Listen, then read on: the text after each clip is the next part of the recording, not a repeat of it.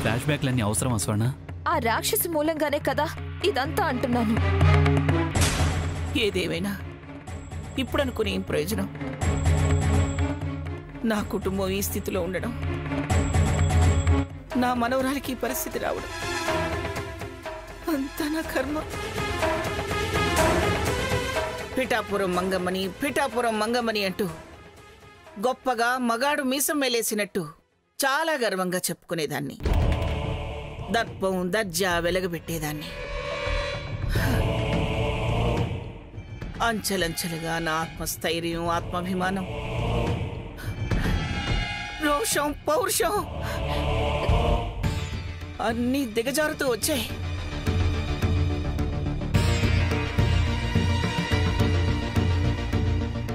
ఏనాటికైనా నా సీతే ఈ పిఠాపురం వంశానికి పూర్వ వైభవం తెచ్చిపెడుతుందని, అది చూడాలని ఆశతో ఊపిరి ఆపుకుంటూ బతుకుతున్నాను. కష్టమో నష్టమో తల ఉంచి సర్దుకుపోతున్నాను. భగవంతుడు కరుణించాడు, నీ బుద్ధి మార్చాడు. దోషుల్ని దొంగల్ని తన్ని తరిమేశాం. ఎంతో ప్రశాంతంగా మన బతుకు మనం బతకచ్చు, కలతలన్నీ తొలగిపోయి సంతోషంగా బతకచ్చు అనుకున్నాను. అందుకేరా షష్ఠి పూర్తి అని మీరు సరదా పడుతుంటే నేను సరే అన్నాను. మళ్ళీ పిడుగు మీద పడిపోయింది. ఆ పడేదేదో ఏ గుండెపోటు అయి నా మీద పడ్డా బాగుండేదిరా. అమ్మమ్మ ఊరుకో, అమ్మమ్మ ఊరుకో ప్లీజ్ గ్రాని, ఊరుకో గ్రాని, ప్లీజ్ గ్రాని. అమ్మమ్మ అవునరా, నేను పోతే ఒక్క ఏడుపుతో చెల్లైపోయాడు. అదేమిటో అపశుభం తెలియని అమాయకురాలు బలైపోయింది. అమ్మమ్మ అమ్మమ్మ అంటూ నన్ను చుట్టుకు తిరిగేది. ఏది కావాలన్నా నిమిషాల్లో నా ముందుకు తీసుకొచ్చేది. పాపం అది ఏం తింటుందో, ఎలా ఉందో, అయ్యో నేను ఈ బాధ భరించలేకపోతున్నాను.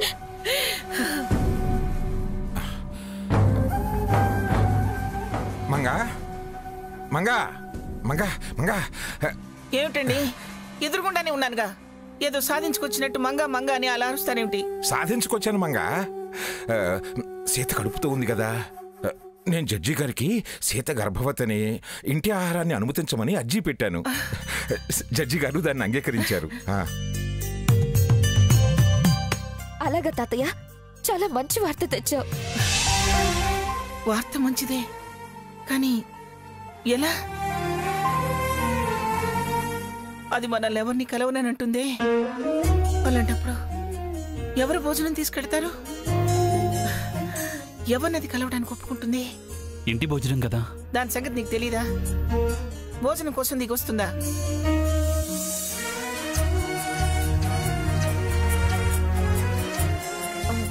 పెద్దమ్మ గారు, నేను మీ ఇంటి మనిషిని కాదు కదా, తప్పనుకోకపోతే వారికి నేను భోజనం పలహారం పట్టుకెళ్తాను. ఇంటి మనుషుల్లే వద్దనంది, పని మనుషుల్ని కలుస్తుందా? పని వాళ్ళని సీత ప్రాణంగా చూసుకుంటుంది. ఊరి వాళ్ళని కలవటానికి తప్పకుండా అంగీకరిస్తుంది. అయితే తీసుకెళ్ళవే. పలహారంతో పాటు మా బాధను కూడా వివరించు. కనీసం చూసి పలకరించైనా దాని మనసు మార్చాలి. వెళ్ళు, వెంటనే తన క్యారేజ్ తీసుకెళ్ళు. అలాగే పెద్దమ్మ గారు. కీడులో మేలన్నట్టు కాస్త మంచి పని చేశారండి. మంచా? నీ జీవితంలో మంచికి తావులేదు. మీ కన్నీ చెడులే, మీ కన్నీ చెడే.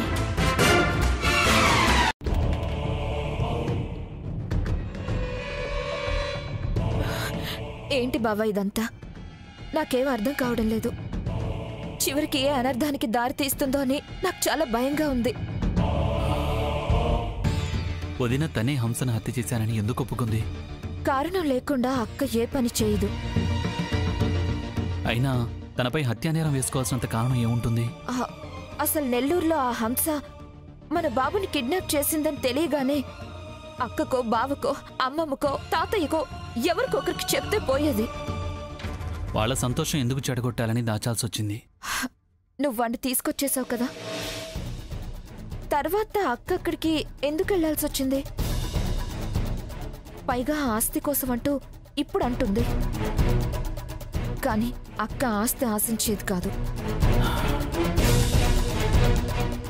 అదే నాకు ఎంత ఆలోచించినా అర్థం కావడం లేదు.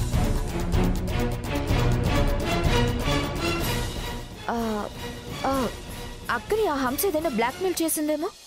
చేయొచ్చు, అందుకే వెళ్ళుండొచ్చు. ఏదైనా ఘర్షణ జరిగుండొచ్చు. తప్పనిసరి పరిస్థితిలో తన ప్రాణరక్షణ కోసం ఏమన్నా హత్య చేసిందేమో.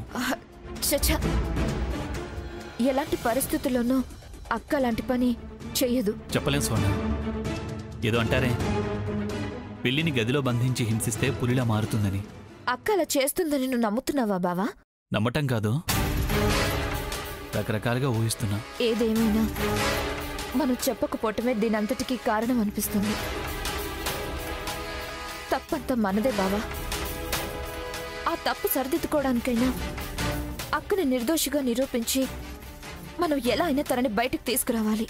నాకు ఏదో ఒకటి చేయాలని ఉంది, కానీ ఏంటి బావా? కానీ పెద్ద దిక్కు గ్రాని ఉందిగా, తను ఊరికే ఉండదు. తను చెప్పినట్టు చేద్దాం. ఇప్పుడు అలా ఇలా అని మనం ఓపెన్ అవ్వడం మంచిది కాదు. వదిలే నా పాత్ర ఎంతవరకు ఆ హత్య విషయంలో ఉందో వివరంగా చెప్పింది.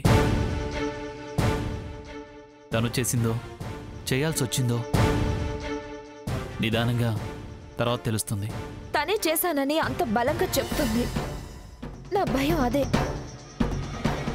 దాన్ని ఆధారం చేసుకుని శిక్ష ఖరారు చేయరు కదా. తాతయ్య ఉన్నాడుగా, అంతదాకా రాదు. ఏదో లా పాయింట్ మీద బయటికి తీసుకొస్తాడు. అలా తేవడమే అందరికీ సేఫ్. అందరికీ సేఫా?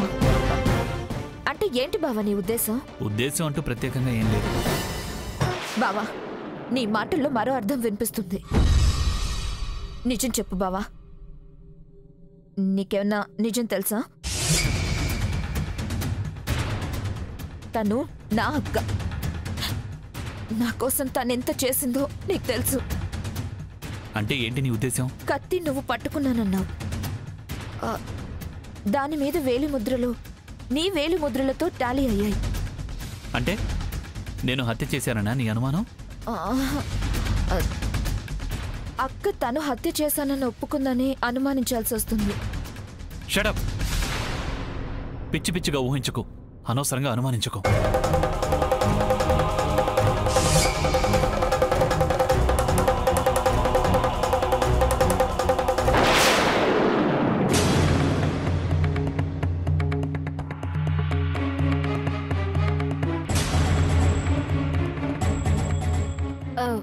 నమస్కారం అండి.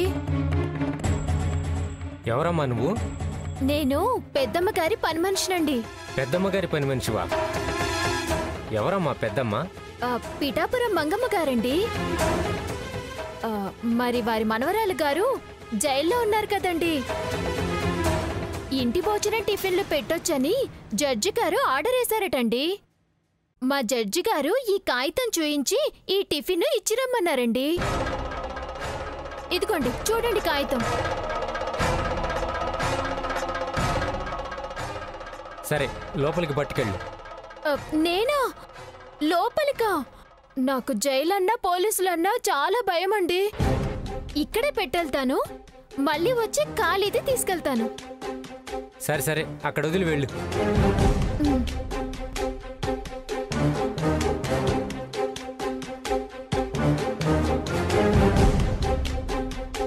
ఏంటి శైలజ, ఎవరికి క్యారేజ్ మోసుకొస్తున్నావు? ఇది సీత కోసం వాళ్ళ పని మనిషి తెచ్చిచ్చి వెళ్ళింది. లోపలికి రమ్మంటే భయం అని చెప్పిందంట, అందుకే నేను తీసుకొచ్చాను. సరే తీసుకెళ్ళి ఇవ్వు.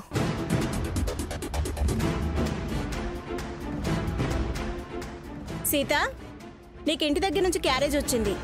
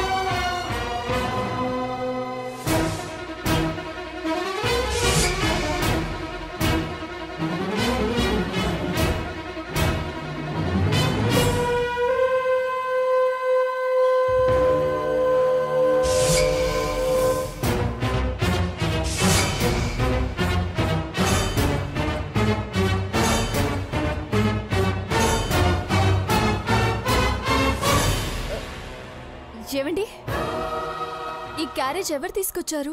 మీ పని మనిషి అమ్మా. లోపలికి రావడానికి భయపడింది. సెక్యూరిటీకి ఇస్తే నేను తీసుకొచ్చాను. ఇది మా పని మనిషి తీసుకొచ్చిన క్యారేజ్ కాదు. ఖచ్చితంగా ఫోన్ చేసేవాడి పని అయి ఉంటుంది. నా పని నేను చేస్తానన్నాడు. ఏం చేస్తాడు? ఎలా చేస్తాడు? వాడేం చేసినా నేను మాత్రం గట్టిగా ఈ హత్య నేనే చేశాననే మాటపై నిలబడాలి.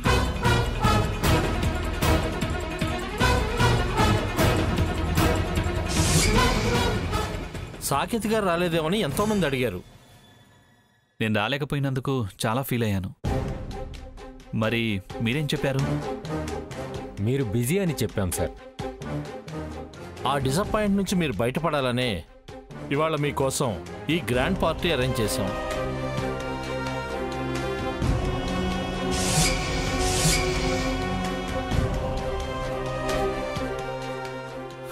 నో వద్దు సార్.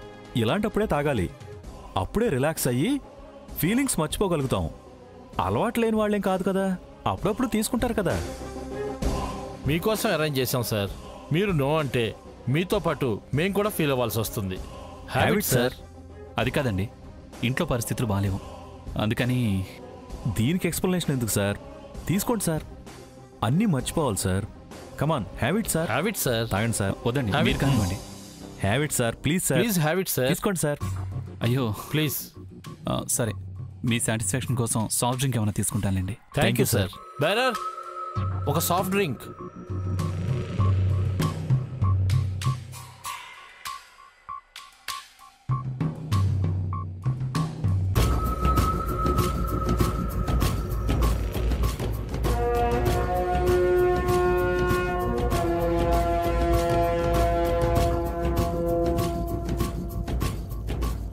తీసుకోండి. Habit sir.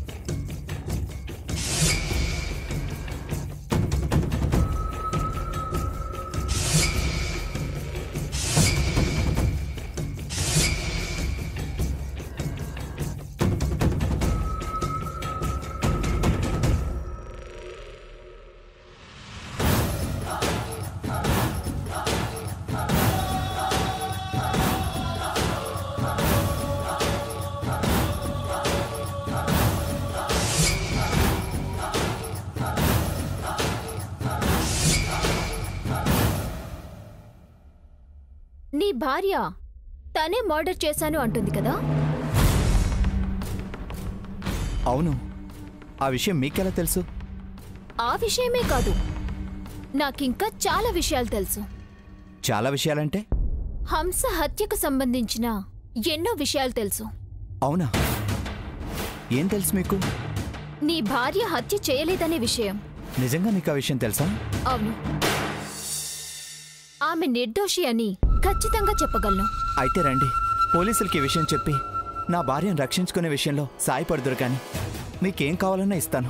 నా కోరిక మీ కోరిక తీరడానికి టైం ఉంది. ఈలోగా అసలు దోషి ఎవరు అన్న నిజం మీకు తెలియజేస్తాను. నాతో రాగలరా? ఎవరు? తినబోతూ రుచెందుకు? వస్తే తెలుస్తుంది అంటున్నానుగా. నమ్మకం ఉంటే నాతో రండి. మీ భార్యని మీరు బయటికి తెచ్చుకోవచ్చు. వద్దనుకుంటే మానేయండి. మీ దారి మీది, నా దారి నాది. అప్పుడు మీరు మీ భార్యను రక్షించుకోలేరు. లేదు, నేను మీతో వస్తాను.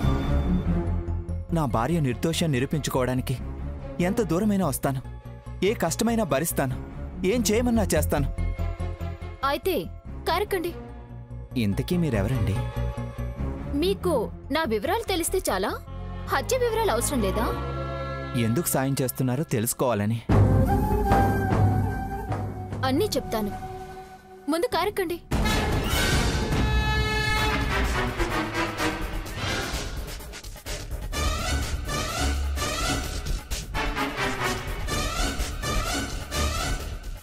Hi dear. కమాన్ కమాన్ యార్ కమాన్.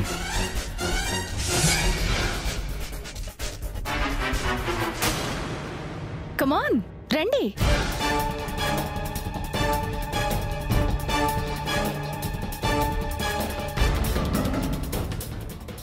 ఆగండి, ఏంటి పబ్కి తీసుకొచ్చారు? మనం ఇప్పుడు పబ్కే వెళ్ళాలి. నాకు అలాంటి అలవాట్లు లేవు. నువ్వేదో నిజం తెలుస్తుంది రా అంటే బయలుదేరాను. మధ్యలో పబ్ అంటావేంటి? పబ్బుకెళ్ళేది తాగే డాన్స్ వేయటానికి కాదు, నీకు నిజానిజాలు తెలియచేయటానికి. నిజానిజాలకి పబ్కి వెళ్ళడం ఎందుకు? అక్కడికి వెళ్తే కానీ ఎవరి క్యారెక్టర్ ఏంటో క్లియర్గా నీకు అర్థం కాదు. ఎవరి క్యారెక్టర్ గురించి తెలుస్తుంది? నీ కళ్ళతో నువ్వే ఆ మనిషిని చూశాక అతని క్యారెక్టర్, అతను ఏం చేసింది అంతా అవగాహనకొస్తుంది.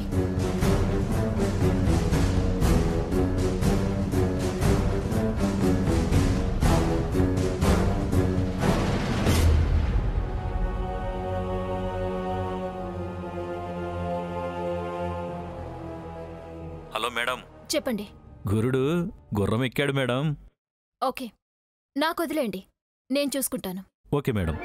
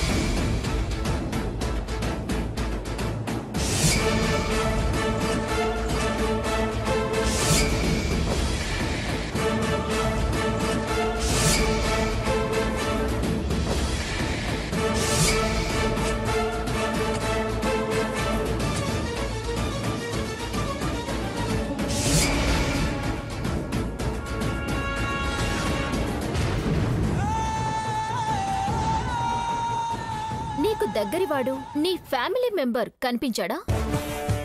ఆగు, ఆవేశపడితే అన్ని వేళలా మనకు అనుకూలంగా ఉండదు. పబ్బు వాళ్ళు పచ్చడి చేస్తారు, మనకు అతని అలవాటు అనవసరం, కారణం ముఖ్యం.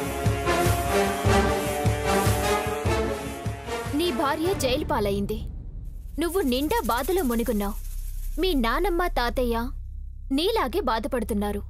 సీతేమో ఎవ్వరిని కలవను అంటుంది. నువ్వు పోరాడి పోరాడి చివరికి తనని కలిసినా నేనే హత్య చేశానంది. ఆమె చెల్లెలికి కాని నీ తమ్ముడికి కాని చీమ కుట్టినట్టయినా ఉందా?